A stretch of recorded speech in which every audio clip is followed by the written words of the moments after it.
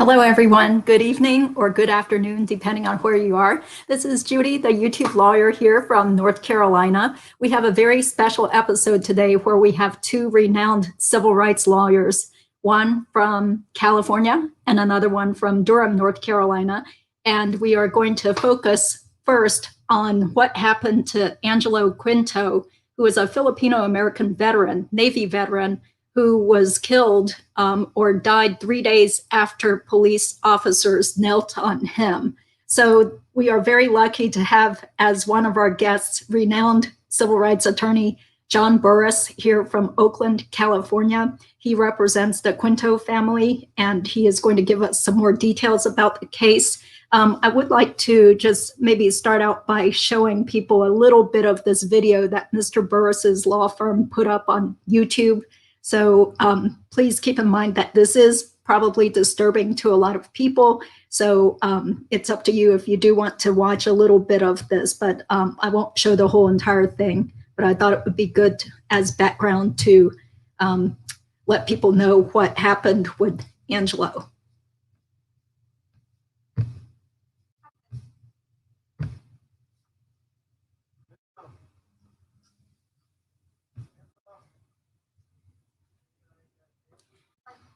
So in this video, the mother is using her own cell phone, and she started recording after she realized things were going wrong, after the sister had called the police for help. Mr. Quinto had been having some unusual behavior in the past year, probably having some mental health issues, which the family's attorney can give us more information on. But here he is on the floor with the police around him. He's totally unconscious by then, and his face is all bloodied. So they later put him on a stretcher and just took him away. And his mother is the one just, totally, baffled and wondering what happened to her son.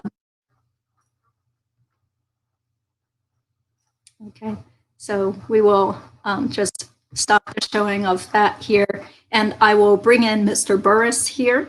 Let me add him to the screen. And there you are. Thank you, Mr. Burris. It's such an honor. We are so happy that you have taken time out of your very busy schedule on a Sunday to come and join us on this live stream legal show. How are you today? I'm doing fine. Thank you. Thank you. I have a special relationship with Durham, so it's eager for me to come and talk to the people in North Carolina. I have spoken to many of the students in years gone by about issues around police brutality and police misconduct. So I'm glad to be able to speak about this very issue that has gone nationwide, worldwide, frankly, because it's such a horrible, horrible event. One of the issues I speak a lot about is how do we treat the mentally impaired? And when you know that the person is mental, do you come in and treat them the same way you would treat a person who is not mental, and you may need to get control of them through the use of force, some kind of holds, etc. This case didn't require any of that. And just factually, Angelo, 30-year-old Filipino male, had been acting out more recently, showing signs of paranoia. He had been hit on his head in a mugging maybe a year before, and since then had exhibited signs of depression as well as paranoia. On this particular night, he in fact was acting paranoid. He wanted his mother and sister to stay close to him. He didn't want them to leave, and so he was hugging them tightly. The sister became a little worried, and she called the police to let them know that a brother was acting in an odd way. However, when the police came, two of them came, Mr. Angelo Quinto was being held by his mother in a sort of cuddling way, sitting on the floor. She has his arms around him. They were chest to chest, and he almost like a baby, cuddling a baby. He was very quiet. He had really calmed down. He wasn't asking anything. He really wanted his mom to hold him closely, which she did. And so when the police came in, they looked over and they asked the sister, who's hurting who here? Because it didn't look like anyone was hurting either one of them. They even said to the mother, "You look pretty strong. You like holding your son," who at the time was 5'6", 160 pounds. The mom was 4'11", 100 pounds. But the police immediately, without concern, came over to the mom and yanked the son from the mom. And when he did so, he's pulling him away. Angelo says, "Please don't kill me. Please don't kill me," in a very loud voice as he's thrown to the floor.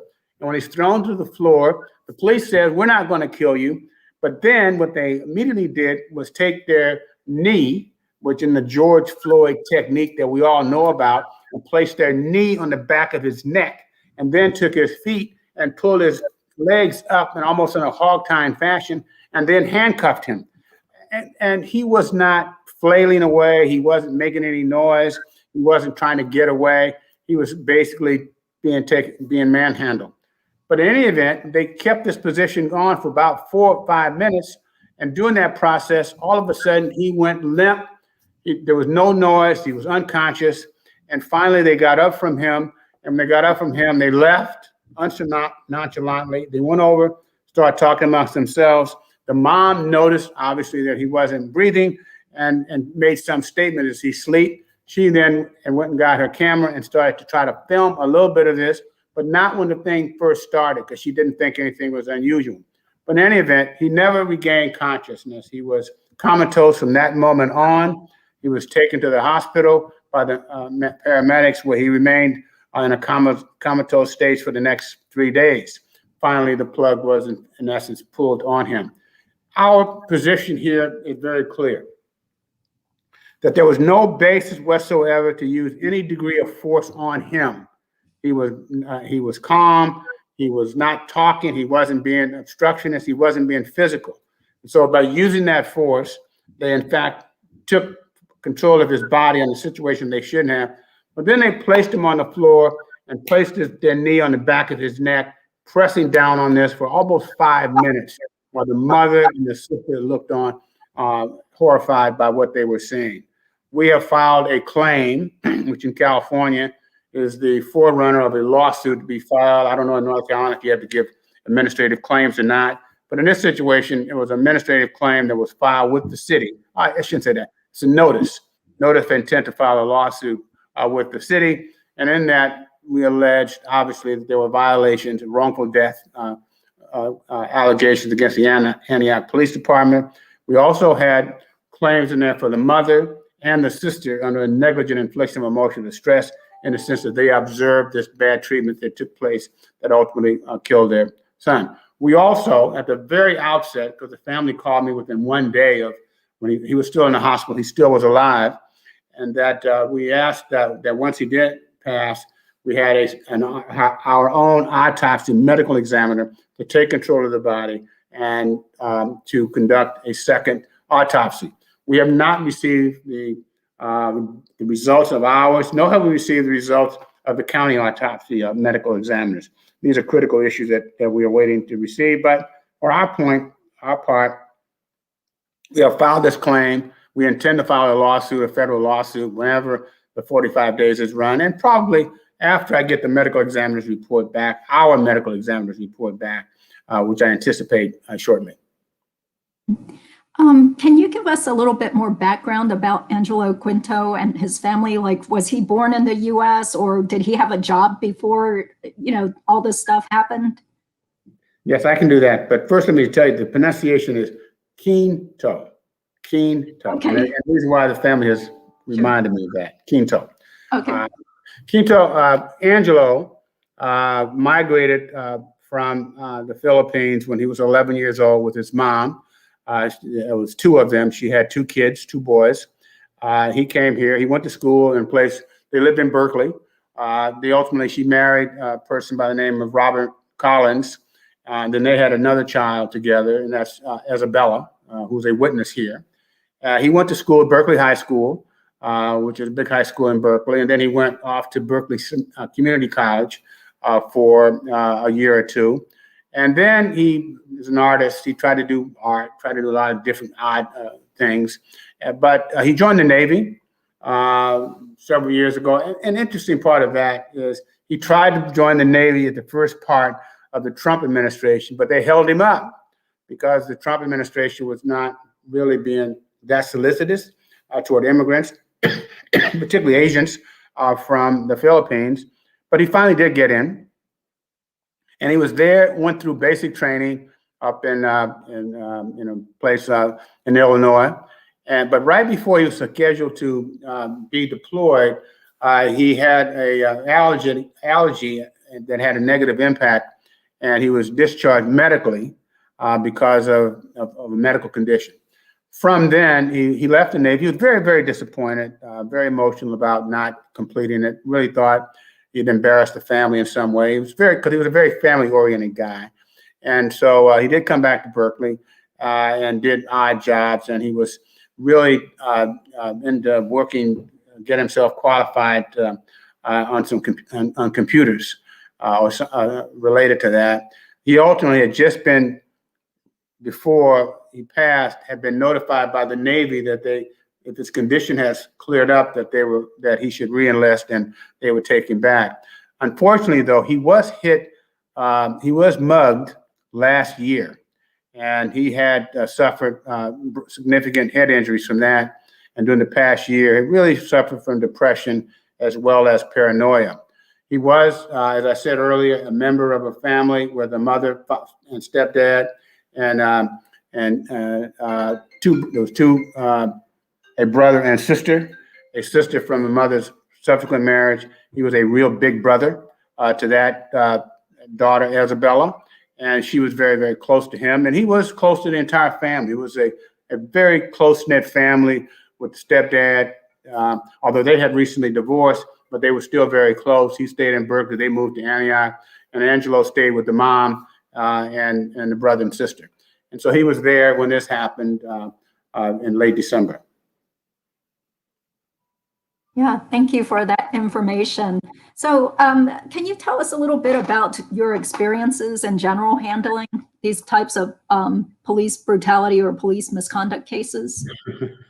I've been involved in dealing with police misconduct cases for many, many years. Back into the 1980s, I was involved in a major case then.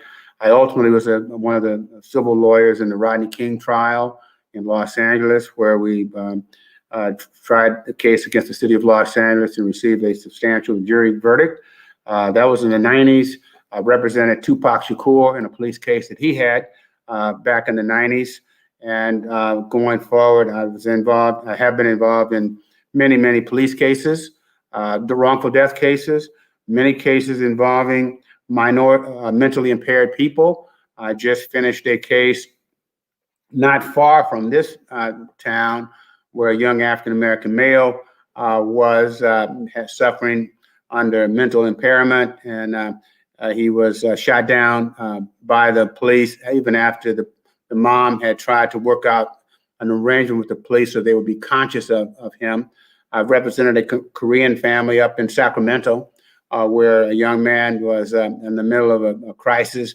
The parents called for help. The police came. The young man ran into his room, for safety. He picked up a knife that he had there for safety. The police burst through the room and ultimately shot and killed him. I've had a number of many cases of mentally impaired cases, but in others, just unnecessary shooting cases, and that has been a very big deal, as well as racial profiling type cases. That's a huge issue with me. The most significant case I've been involved in terms of reform in the city of Oakland, I represented 119 people in a police case where we alleged that the police had committed numerous acts of violations, including planting of drugs, perjure testimony, unnecessary beatings, etc. Not only did we get a significant financial reward, we also was able to get a series of reforms, and we had a federal monitor take in. I represented and that case is still ongoing, but we've really been able to deal with the questions of profiling, the use of force, consistency of application of discipline, and an array of other types of things that allowed us to take a complete look at a department. I also represented a Vietnamese young man who was shot and killed in San Jose a number of years ago, and got a huge award for him in a jury trial. He became a paraplegic, and so life has been difficult, but we were able to convince a jury down in San Jose, California, that he had been sufficiently harmed. We've had a number of cases where we've dealt with. I'd say that my entire practice has been about police misconduct cases. Where I have two offices, one in Los Angeles and one in Oakland, and we basically have cases all throughout the state. It's a large state, as you can imagine. And so, we always have an array of 100 or more cases pending at any one point in time. So this is what we do, what I do. So. Yeah, that's great that you've had such an illustrious career, helping in all of these very difficult cases. So I did ask you when we were talking briefly about whether there were body cams on the police, and said that there's no requirement. Nobody cams or shoulder cams in this case. That's a huge, huge issue. There are a couple of issues that have come out of this case that I think will have significant long-term impact. Is that the mayor of the town recently put forth some reforms. This is after we had our press conference and made some of the demands. But I imagine this was in the works before. But the big issue is whether to have what they call mobile paramedic mental health units that respond to a call for mental illness, for mental health, which is critically important, because if that had happened in this case, the young man wouldn't be dead. But that is a big issue that's developed out of this case. The other thing, obviously, is about body cams and car cams. It appears that is something that now the city council is going to take up. They should have taken it up a while ago, but they are doing so now. The big issue, certainly from my point of view, that there should be a ban on I refer to as the George Floyd type hold, and that is putting your knee on the back of the neck of a person and holding them down.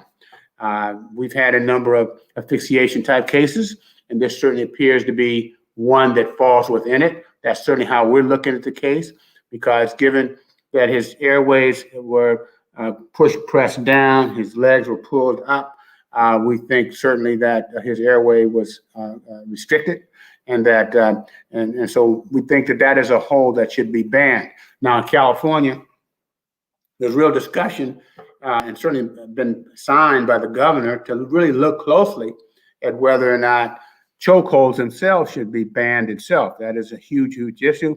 It has been banned in a number of states. Basically, there's two things involved. The chokehold itself, where you put your arm across the trachea of a person, that's clearly illegal. What happens generally is that there's an effort to do what they call a carotid hold, and that is to put a person's neck in the V of an arm. Unfortunately, what happens is that the arm slides up and you wind up with a bar hold, and then you wind up crushing the person's trachea. That's what we had in Earl Garner. There was that effort to do a carotid. That's not uncommon. I've had other cases where they've done chokehold and they tried to do a carotid. So we think that should be outlawed, period, or banned. And certainly the issue of putting your knee on the back of a person's neck and pressing down like they did in this case for almost 5 minutes should be banned. And so there are a number of areas that we think will have a positive impact on changing the narrative on how the police respond to certain calls. In fact, I'll tell you, right after this case, or at least last week, the same police agency chased a man down and ultimately pepper sprayed him or tasered him, and he died. The first thing the police said was, we did not put our knee on the back of his neck. And that's an indication that they are hearing very clearly that putting your knee on the back of a person's neck is not the thing you should do because of the consequence. Now, we'll find out later the effect of the taser and whether that taser was in fact the cause of the death or some other reason. But I think that in many areas we are making significant progress in policing, although the incidents themselves still are occurring. And I'm involved in a number of these cases, high visibility cases throughout the state as it is. Okay. Yeah, there was a question from someone on one of these Facebook groups that I'm on. He wanted the guests to address the conflict between the prosecutors who might have to go after police who, end up causing the death of people. I mean, but don't those cases usually get transferred over to another county for No, I think that you do raised anything about this? one of the age-old problems we have around the prosecution of police. Like, who is going to prosecute the police? Now, under the law and practice in California, it is the DA, the local DA, that has the responsibility to prosecute the local police officers. That, in our view, is a conflict that should be eliminated. We shouldn't have the local DA prosecuting the local police, even though the local DA may have a number of different cities under its jurisdiction. The truth of the matter is the local DA has to work very closely with the local police agencies in that particular county, and we've never thought that they could make an independent judgment is not that because of the relationship that exists. So there's some movement, some discussion about whether or not that police case should be investigated by a different unit. And we ourselves have made real complaints and public statements that the DA, the local DA, should not be the one that prosecutes the local police agency because of the inherent bias that we think exists. We don't have a lot of history here in California where the DAs have stepped up, in fact, prosecuted police. That rarely happens. One of the big cases I was involved in maybe 10 years ago, I don't know if you saw Fruitvale Station some years ago, the movie Fruitvale Station, but it was a big deal. A lot of you people here may very well have, but it was about Oscar Grant, a young African-American male who was shot while on the transit station in California. Well, that is a case where the officer was prosecuted for murder. And he was convicted of involuntary manslaughter, which was surprising to us and disappointing to us, because at the very least, we thought it should have been a voluntary manslaughter. But what we did get, of course, is he was prosecuted. But we've had many other cases where the conduct was equally egregious, where no prosecuting has taken place. So the prosecution is always problematic in California, whether it's going to occur or not. And it's often a major political issue when DAs are running for re-election.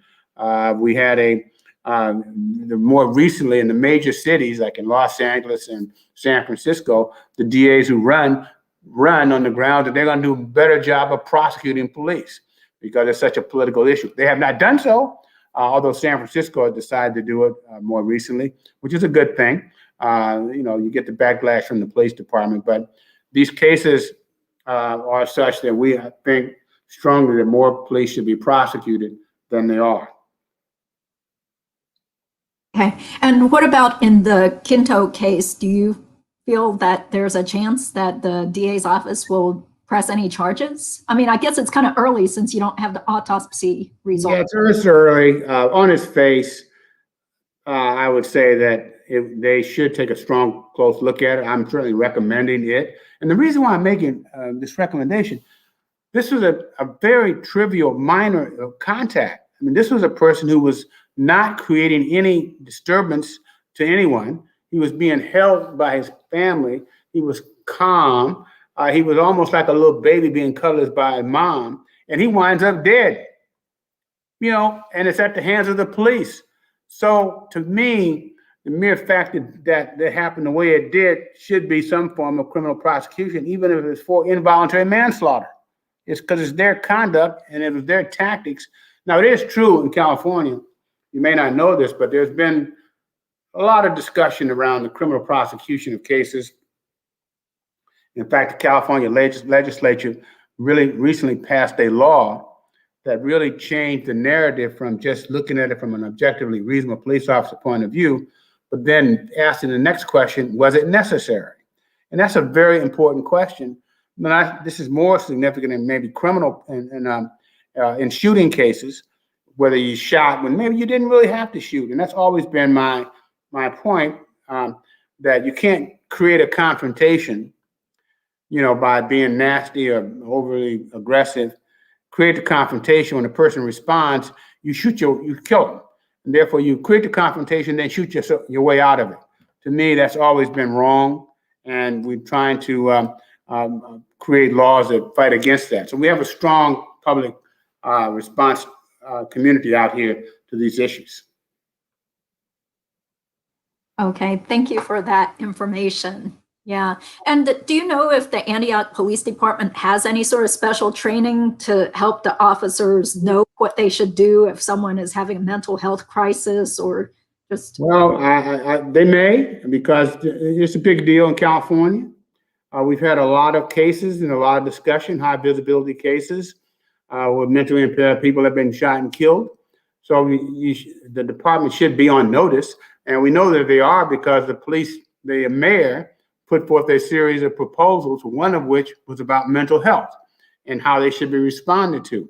My sense is that, and we have what they call out here POST, which is police officers' standard and practices, that they are trained to some extent. The question is, do you follow your training? Because following the training means learning how to assess the situation and make some judgment about whether or not it requires a certain level of force or not. And I hope, and I don't know for a fact yet, whether they received some training. But even if they had, they violated that training, because the training here would have said, and always says in these mental health cases, lower the temperature, temperature, speak calmly, do not create conflict, use force until you absolutely have to. Here, that was not required. No force was required. All they had to do was talk, and they didn't do that. And so then they ultimately went to the force level. So training in and of itself is a good thing to have. The second question is, did you follow the training? And part of our analysis would be, one, is there training? We'll always get the police policies and practices and see what they've been trained on for the individual officers and the general orders and all. Then the next question is, did you follow that training? And that's where often that comes up. The training, there may have been some training, but it wasn't followed. We've had a lot of movement around mental health issues down the last 10 years. I've been in the forefront of those cases. So I know that officers are becoming are more aware of mentally impaired people. The question is, do they respect that, or do they just ignore it and act in a kind of a cowboyish way, which typically happens? Yes. Okay, well, we have a question here. If you can see it in the chat box, I'm flashing it up on the screen. Bryce Palmer-Toy asks, would you be willing to ask Mr. Burris about his career path? What made him want to specialize in police misconduct cases, and how did he establish himself? It's a good question, one that I'm asked often. Yeah. I first off, I'm a graduate of Berkeley and Bolt Hall in Berkeley, but I'm also, more importantly than that, I'm a student of the civil rights movement, and I was always impacted about law enforcement's abuse of their position to prevent people from obtaining and seeking their civil rights. And so that had left a big impact on me. Then I was in Chicago for a number of years, and there I had a chance to work on a commission that looked at police brutality, and that stayed with me. And so later I became a prosecutor in Chicago and a prosecutor in Alameda County. But in the back of my mind, I was always thinking about police work. And so one year when I left the DA's office, I was appointed to be a special investigator by the city of Oakland to look into a shooting of a 14-year-old black kid by the police. I ultimately determined that shooting was improper and wrong, and that sort of set me on this career path that has happened. And so a lot of it is, as I refer to it, is a referral system of beget theory. One case begets another case. And when you do the Rodney King case, which is the biggest case in the country at the time, a lot of people come to you after that.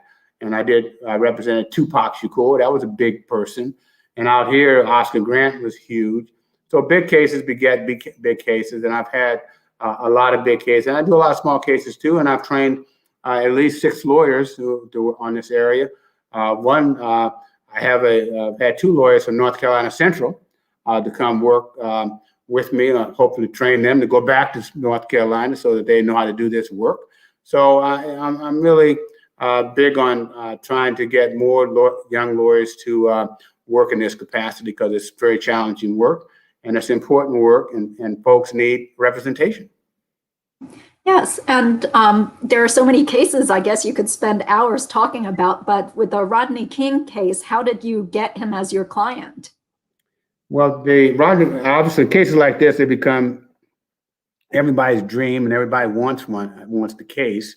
It came to me actually because another lawyer in LA, I live in Northern California, got the case. He was a criminal defense lawyer. And at that time, I was a well-known police practice lawyer. And so he asked me to assist him in the case.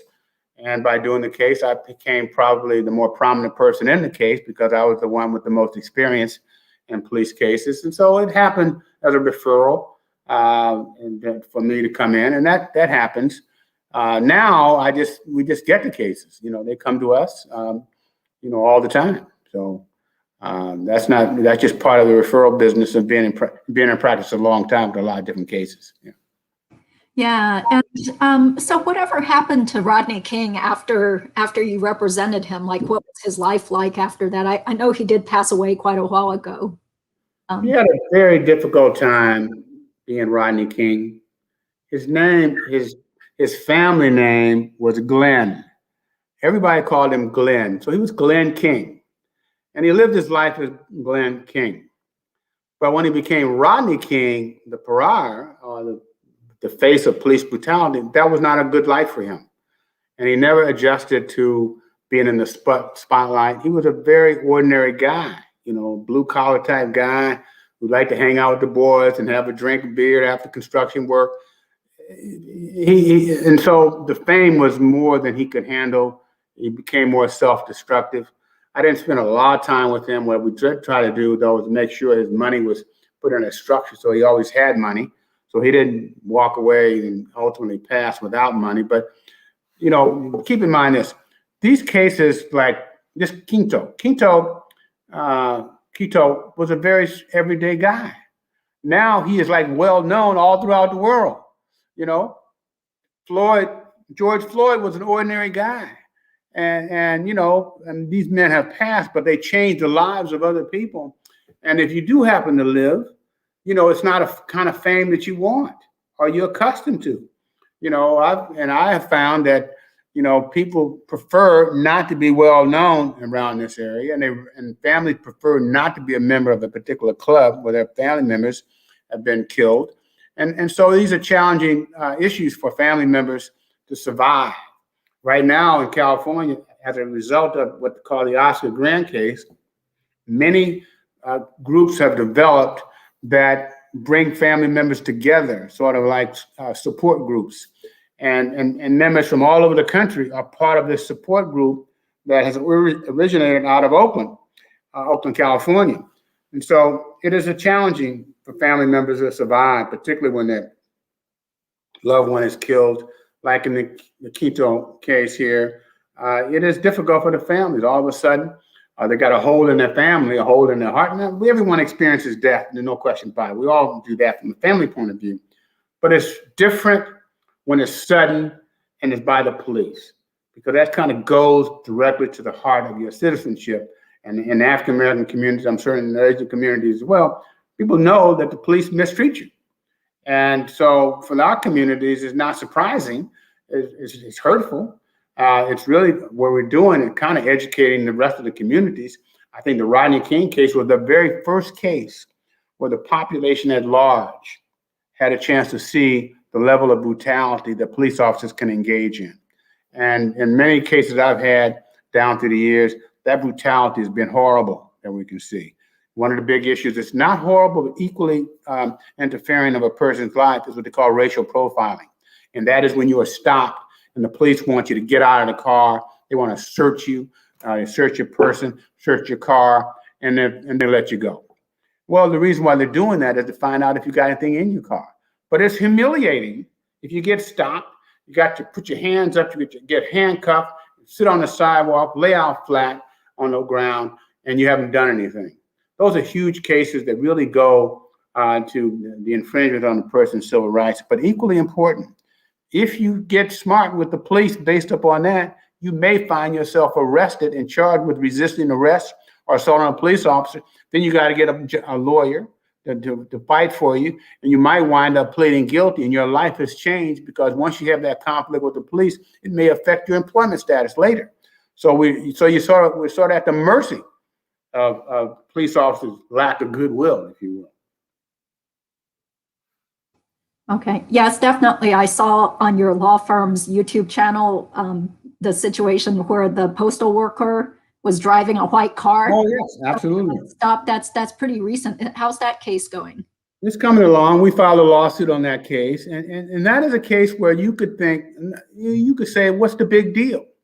But here you are, you get off work, 5 o'clock, you're a postal worker, you work in this neighborhood for many, many years in essentially a white town, and you get off and you're on your way home, you stop to get you some water, and all of a sudden the police come up behind you, and then within a couple of minutes pull you over with guns, get you out of the car, and you're at gunpoint for a number of minutes, and then they search your car, search you, and then they decide that you're not the person. Well, you know how and that reason why that's important is that any little bit of police work, they would have found that it wasn't the car. Because number one, it was 2 people who had supposedly stole this car. It was just him in the car. It was a male and female. They didn't find out, they didn't ask any questions about the relative ages of the people in the car. They did find out that the car was a Malibu versus another kind of car. Our guy had the Malibu with the insignia on it, which was totally different than the car was supposed to be. And they stopped him and hadn't found this information out. So yeah, people say it's a minor deal, but really, if you haven't been arrested before and someone puts a gun on you, multiple guns on you, and you don't know why they're doing it, and more importantly, he had his post office uniform on. So, and so that they had no description of a kind that would have led them to believe that this was the person.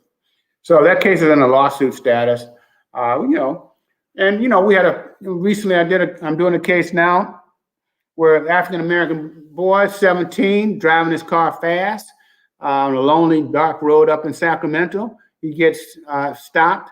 He puts his hands up. The police tell him to put your hands up, get out of the car. He does that. 4 other police officers come and jump on him and beat him and blacken his eyes. And horrible, 17 years old.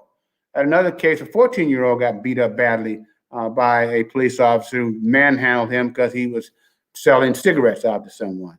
So we have cases of all ages and bad misconduct, and they're all death cases. Many of them are not death cases, because I feel very strongly it's the death cases that are there. But most of the cases that we have to deal with are not death cases, and they're the ones that people have to live with this day in and day out of this form of mistreatment. So we feel very strongly about it. I feel very strongly about it. Yes, and it seems to be like endemic throughout the whole country. It's not just California, because I would like to bring in our other guest, and if you would like to stay on, that would be great, so you can both answer questions. Yeah, let's stay on, yes. Okay, yeah. Great. So let's add Carlos Mahoney. Hi, Mr. Mahoney. Hi, Judy. How are you? Oh, I'm doing just fine. Thank you so much for being here. Also, if you'd like to say hi to Mr. Burris and let us know a little bit about your thoughts on the Angelo Quinto case, or your experiences handling police misconduct cases too. Well, it's the Quinto case, from listening to John talk about it and having read up on it, is truly a tragic case that never should have happened, and is illustrative of some of the real problems that exist in this country with having law enforcement involved with dealing with individuals with mental health issues. We're trying to get some reforms done on a municipality by municipality basis in North Carolina, but it's very slow, and we're getting pushback from the legislature. But it's a real huge issue that needs to be addressed. So I'm pleased to see that the family's in capable, excellent hands, and I know that they'll do a wonderful job for them, and hopefully make a real difference in the community out in California, and try to prevent this type of stuff from happening again. In terms of what I do, I do handle law enforcement cases. I've been doing them for 21 years. Fortunately or unfortunately, I'd love to do them 100% of the time. But North Carolina does not quite have the same number of misconduct cases that they have in other parts of the state. And so it's about 25% of my practice, and it's been about that throughout my career. But I handle police cases with excessive force against individuals, shootings, a lot of jail death cases. That's a real a real deal, problem right. out here and throughout the country. The level of competency that you see amongst detention officers, local medical personnel, and then correctional officers in the prison systems is just really negligent system wide. And so you got a lot of cases coming out of the jails, especially in North Carolina, with people suffering horrible outcomes, often based on real minor offenses for which these individuals never should have ever been in jail in the first place. So I've done other kinds of civil rights litigation, but that's my sort of law enforcement expertise is in the police brutality, shootings, and then a lot of jail stuff. First off, let me say, Carlos, Malik Edwards. Yes, I know Malik well. Great guy. Yeah, it's my stepson. He sends his regards. I told him I was going to be on with you. Wonderful. Thank you for sharing. Yeah, I served with Malik on the ACLU of North Carolina board for several years. That's what he said. He said that as well. We have a lot of, I have a lot of jail cases as well, beating cases, and we have a lot of jail suicide cases. I've done a number of those. Jail suicide and failure to provide medical treatment. Particularly with these private healthcare people. I don't know if you have them out there, but we have the private healthcare companies that provide the medical services in these jails. And so they screw up often, and we've sued them along with the jails on an ongoing, regular basis. So it's a wide range of cases, as you can imagine, that are perpetually there. And so, it's the nature where we are on these cases and where we are in the country. We like to think that there's some progress being made, particularly around the area of mental impaired. A lot of work is being done thinking about how we call out here, it's called reimagining the police, as opposed to the other term that they have about doing away with the police. We have what they call reimagining of the police, and that is taking resources away from the police department in terms of for law enforcement per se, and putting it over to mental health and developing units of psychologists and social workers that would be the first responders to calls regarding mental health issues. If that had taken place here, we wouldn't have this death. I've had a couple other cases where we made that effort, but still, I don't know if you know a case called Sheehan versus City and County of San Francisco years ago. Absolutely. That was our case. And, case we dealt with there. And the important part in that case was that the Ninth Circuit stayed in place that the police have a responsibility on the ADA if it becomes reasonable and the opportunity presented itself. We obviously lost the qualified immunity question there, but that wasn't the essence of what that case was about for us. And so anyway, we see these issues come up, and we like you out there is working through them. Yeah, that's great. I'd like to just pose these questions to both of you if you guys want to take turns answering, but we do have some viewer questions here. Raj is asking, does it ever get emotionally exhausting, and how do you manage your work-home life with such heavy, meaningful work? So who would like to go first? That's great. Go on, Carlos. Oh, that's good. It's funny. I am probably well suited for it because I seem to be able to take other people's traumatic experiences and digest them and analyze them and not necessarily allow it to wreak havoc on me personally. But I talked to my daughter, who's only 10 years old, about some of these cases, and she's told me that she does not want to be a lawyer because what I tell her scares the devil out of her. But in terms of how it affects me personally, not too badly. I like to think that I'm the calm in the storm, who can, help people navigate through some of the worst experiences that they've ever been through. And I think that's a quality that lawyers have to possess. Find a way to channel what they've experienced, and so that a judge or a jury and opposing counsel can understand it, but not to devastate oneself, so that you could provide competent, independent, and creative representation. I think that for me, the fact that the age that I'm in would suggest that I've been able to handle it. All right. Because, I've been doing this for almost 40 years, this kind of work. Before that, I did prosecutor work.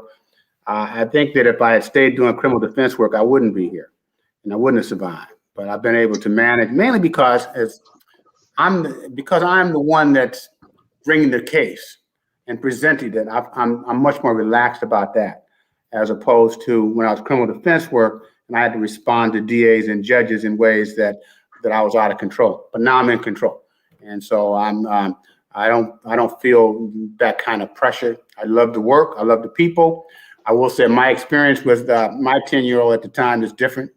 When she was 10, my daughter was fascinated. She wanted to go to court. She wanted to be part of it. She did work for me. She's a lawyer, but she's not doing this work. She's a prosecutor. And we've got other lawyers in our family, other daughters and that are doing are lawyers, but they're not this kind of lawyer. So, but I don't think that that's significant. I think that what's important for me is that you have to have a passion for the work. I tell people, I don't care, you can be a good lawyer, you don't have to be the greatest lawyer, but you do have to have a passion for the work. You got to like the people, and you have to be able to empathize with their deal without becoming part of them. And so I think that I have good balance and good appreciation. I love the work. I like the people. I like representing people, but I'm not part of the people in that sense. I try to be clear about that. I was thinking the other day, how many people have become friends of mine after all these many years? Not many. I respect everyone, but I don't become bosom buddies with people because I keep a distance. That's important. Every now and then I'll get closer to a client than most, but not often. So, I have balance. And I have a personal life too. Married, got kids, grandkids, and we like things, we travel, so I have balance. I think what happened when I was in my early 40s, my law professor at the time, Henry Ramsey, got on me because I didn't take vacations, for many years, up until my mid 40s. I didn't take any vacation. I just work. And he said, no, you got to take vacations. And if you don't take a vacation, you will burn out. And I've been taking vacations ever since, so there is a period, and that allows us to do different things. We travel, go different places. I'm a reader. I'm always reading about different things. And so I have outlets. I'm not one-track minded about life. I just want to represent and win. Yeah, we all want to win. But Mr. Burris, I thought I saw in one of your bios that don't you have like 8 children or something? Like, who took care of the kids? I mean, when you're in trial. No. We have a blended family. Okay, my wife and I have a blended. My wife was a professor at North Carolina Central for many years, and she had a set. I had a set. So we brought them all together. So that's why we get to the count. It's 9 actually. And we have a bunch of grandkids. But I have to tell you that when I was practicing, it was really early in my career. I don't think that I did a whole lot of the child rearing. I don't think so. I did what I could on the weekends, but I must admit I work long hours. And if I had to overdo again, I probably wouldn't do it that way. I probably wouldn't. But my daughter said when she went away to college, and she came back and she said to me, Dad, I thought everybody worked till 9 o'clock at night. And I felt bad when I heard that because I was out, working, so I don't recommend it, but that's what happened. Okay, thank you for your answers. Let's switch over to another question that a viewer asked. Bryce asked again, is there anything the average citizen can do to help fight police misconduct? Are there any charities, ballot proposal, et cetera, to support? Well, there's been a list of police reforms that have been put out by groups. I think Black Lives Matter had published one, and some other groups have. I know the ACLU has been heavily involved with this type of reform. Finding those lists of reforms and checking with your local, government about which ones they follow and which ones they do not, and push them to get in line with reforms that really prevent or at least reduce the likelihood of police misconduct is one way that an average citizen can get involved. I will say that certainly in California, we have a lot of protests. And part of that protesting are groups who are interested in holding the police accountable in some form. So there's a lot of effort at reforms. And I've also used cases to bring about reform. And so certainly lawyers can do that. There's been a lot of political efforts in the legislature about bringing about changes in police reform. We've gotten 4 or 5 initiatives, or not initiatives, laws changed in the last 5 or 6 years that have been very, very helpful. I recommend always that for people to gather in community groups and to protest, and then ultimately develop a plan. What is it you want to accomplish? That often requires you to have some lawyer involved, but someone who understands what those issues. Fortunately for us, we can get the general orders or whatever the process is to get those. But I think that there's a lot that can be done. And there are community groups just about in every community that have some interest in police reform, particularly when some major cases develop. Cases present opportunities for reform.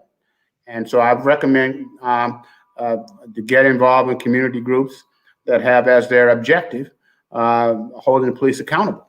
And I assume they're everywhere. There's certainly a lot in California. NAACP is certainly one, Black Lives Matter, but NAACP in various communities are more effective than others. But there are other groups that are there.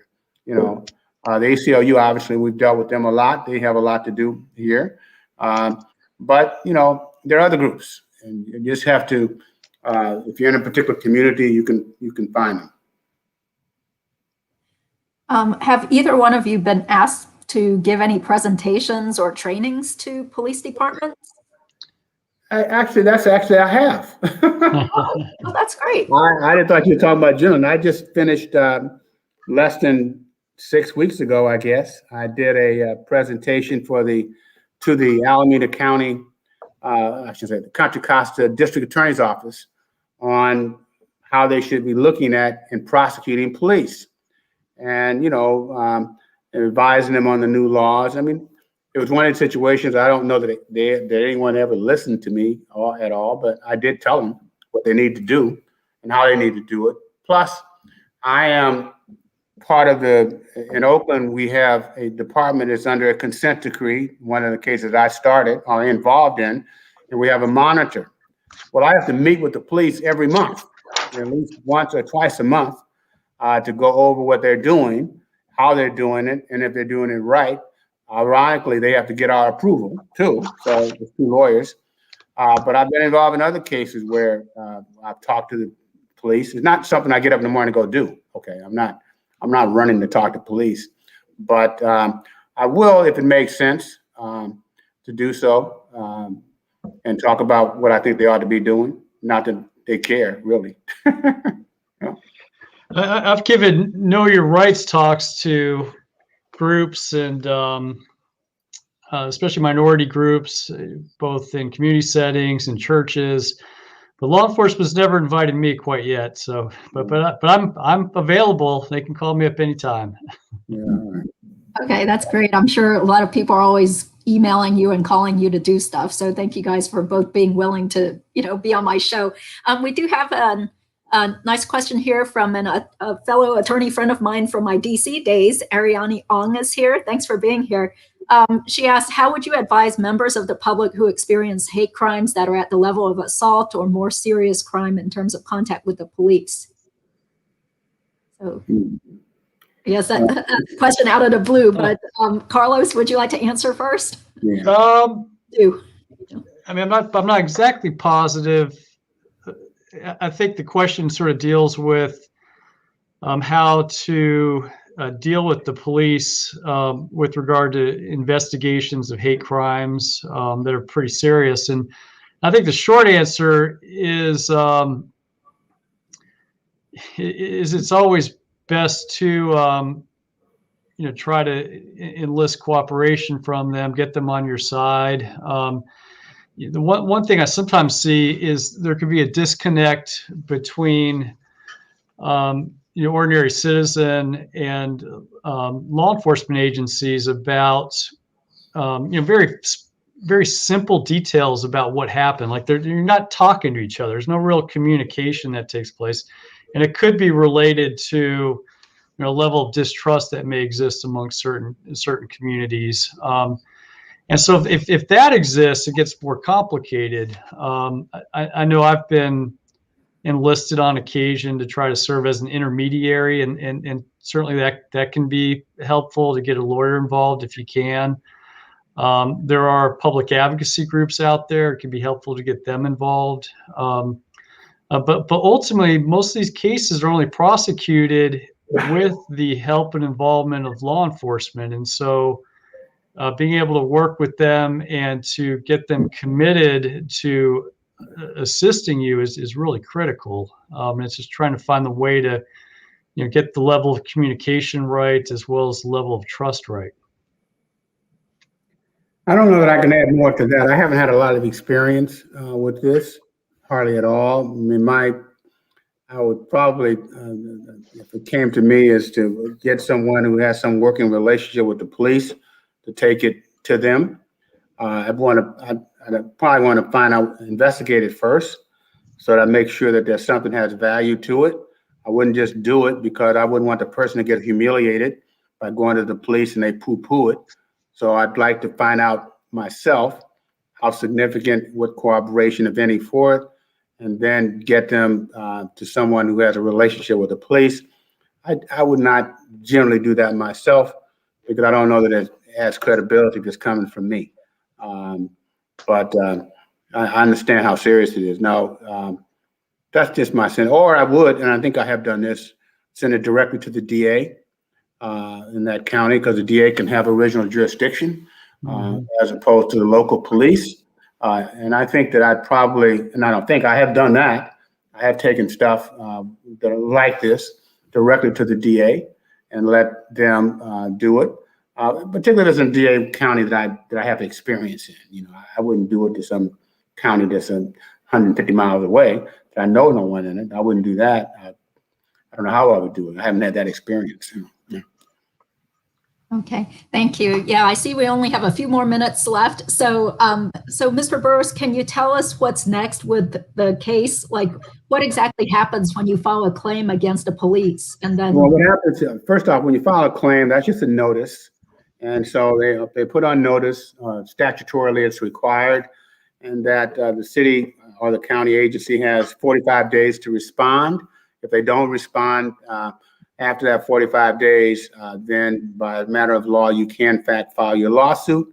If they do respond, then you have 6 months after they reject it to file a lawsuit. Generally, we either file after the 45 days or we wait if it's necessary to wait a little bit longer, which can be the case. Now, the issue for us is the filing of the lawsuit. We generally file our lawsuits in federal court here in the Northern District. We have a pretty decent court.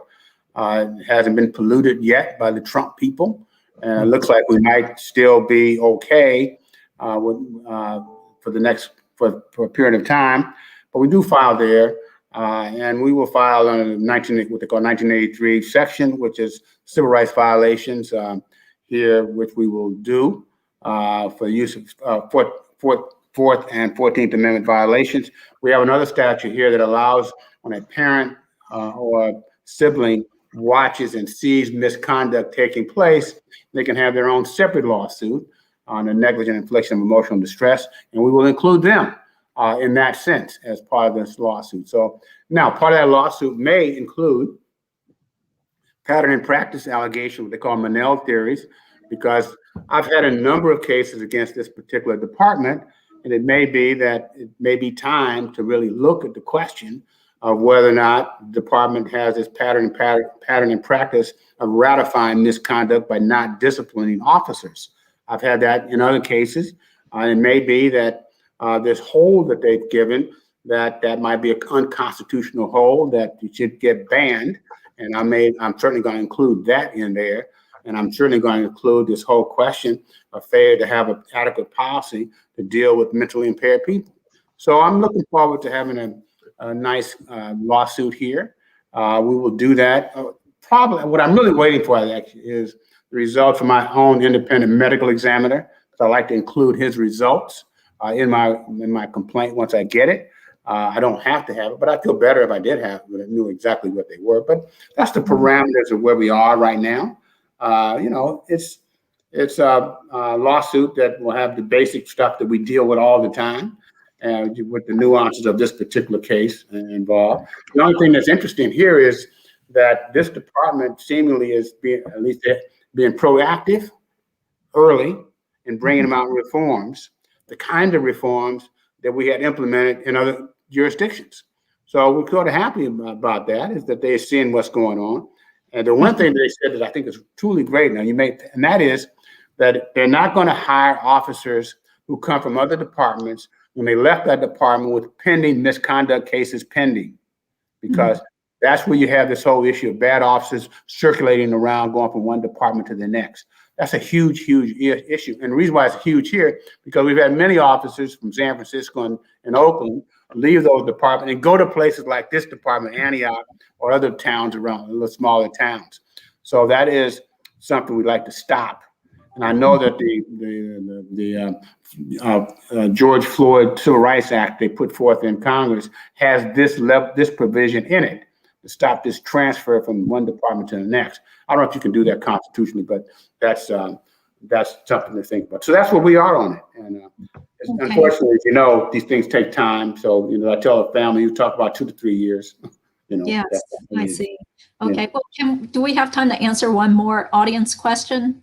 Sure, I have one time. Let me know if you guys need to leave.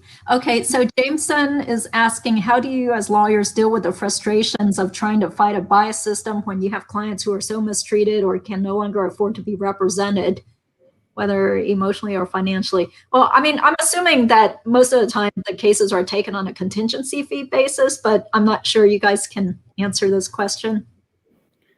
Well, I will say that my cases are all contingency fee. I mean, it's all contingency fee under the Civil Rights Act. So we get 1983 fees, 98 fees if necessary.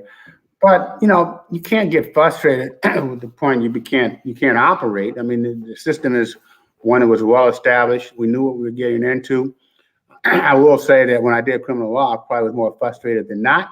And I probably wouldn't have survived if I'd have continued doing that, because that's a truly racially biased system to the bone, and you don't have much control over it. But I think I have better control in bringing my own cases and fighting the civil rights, even though, it's a challenge.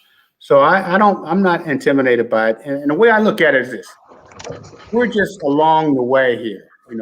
There have been other people before me, long before me, who have fought this system, and they've moved it a certain way. All we're really doing is moving in another way, another alone. We cannot solve the problem of racial bias alone. All you got to look at the issues of white supremacists to get a clear picture of that. So what we're doing is moving farther along, and at some later point, some other generation, maybe 2 or 3 generations, hopefully it will be a much better system. It is clearly better than when I first started, no doubt about it, in terms of being able to fight the cases. And Rodney King helped, and other cases have helped. Video cameras that you probably get, video cameras and car cams and cell phones, is fundamentally the most revolutionary positive step in fighting police cases.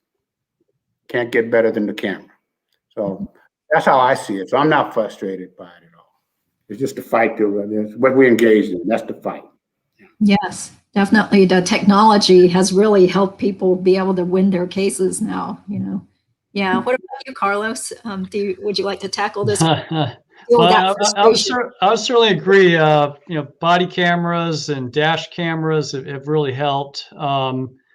I've litigated more than my share of cases without them, and they're challenging, especially if you don't have any witnesses, other than the police, that is. Yeah, right. But I've always practiced in North Carolina, and we've got a state judiciary that really doesn't understand civil rights law well. And historically, we've had a federal district court judiciary that's been very conservative. And so it's sort of picking the best out of 3 pretty tough districts generally. And for my first 10 plus years of law practice, the Fourth Circuit was generally considered one of the worst. Yes. Yeah, right. Right. The worst. Right. It's gotten better since Obama was able to appoint a lot of pretty good jurists. And fortunately, Trump only got 3 appointments during his tenure. So we're really grateful there. And of course, the Supreme Court, they keep on appointing, pretty conservative Supreme Court justices. It's, we've had some positive developments over the years, but it's going to continue to be a struggle going forward. So in terms of dealing with the system, is trying to find the best forum to bring these cases. You got to be realistic about the cases that you select, and that's sometimes difficult to talk to people about, because especially if you're doing them on a contingency basis, you may wind up spending a lot of time, a lot of money, and if you're running into a very conservative judiciary, you may be dealing with people who don't necessarily want to expand the law the way that I'd like to see it expanded, and I'm sure John would like to see expanded. So it's part of the practice. It's challenging, but that's also why we do it. Yes. Okay. Yeah. So it's been a little over an hour now, but I really do sincerely thank both of you for being willing to do this. And it looks like, Carlos, you had to drive out to your office to be on the show. So you had a good place to be for this. So thanks for doing this all on a Sunday. We do have some nice comments from people in the chat box, thanking you all for all you've done during your careers. Yeah, so let's wish the best for Angelo Quinto's family. Good luck in the case, Absolutely. Mr. Burris. And All right, thank you. Yeah. if there's anything else we can do to help you here from North Carolina, just let us know. I'd be glad to help. Good vibes. Good vibes. Yes. Positive stuff. Positive vibes. Like, it's good to know that there are people around the country that understand the issue and supports the issues, because most do not. As you know.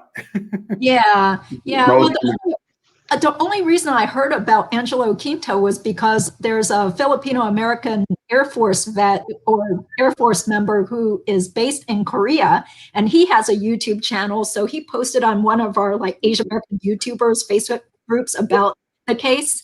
And then he was like, Judy, can you do some sort of legal reaction? I was like, what? I didn't even know about this case whatsoever. Weird, because I'm in all these different Asian American activist groups, but nobody had posted anything about Angelo's case. So it took off the latter part of the week. Once you found out about it, others found out about it. And it's just all over, right? Yeah, exactly. So it's great that, you're getting media coverage and people are, spreading the word about what happened. So hopefully we can hope that, this doesn't keep happening, but it seems to every year. I'm just reading about that poor man that got dragged and beaten in Louisiana. That I just read about it yesterday. It's just crazy what's going on in this country, and I'm glad there are civil rights attorneys like you guys that are willing to take these really tough cases and try to do something about it. Yeah. So yeah. John, can I ask you a question? Are you still involved with the National Police Accountability Project? I'm on the board. Oh, that's awesome. So you must know my friend Sam Paz. Absolutely. Yeah, Sam's a great guy. Sam's been at the forefront for more than I can remember. He and Johnny, Johnny the lead people in this whole area. Yeah. They started out, Sam and Johnny and another guy, Hugh Manis. They were the lead folks that got me involved in it. That's wonderful. I went to their first seminars that they were putting on.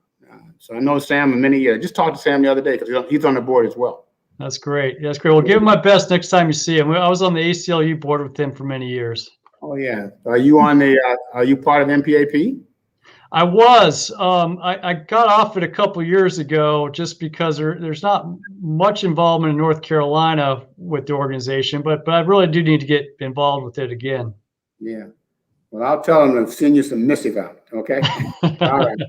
Sounds good. Okay. Thank you guys so much. Okay. Have a great week. Good luck with all your cases and keep fighting the good fight. Okay. Very good. Bye, Judy. Bye-bye, Judy. Take care. Have a good night. Bye.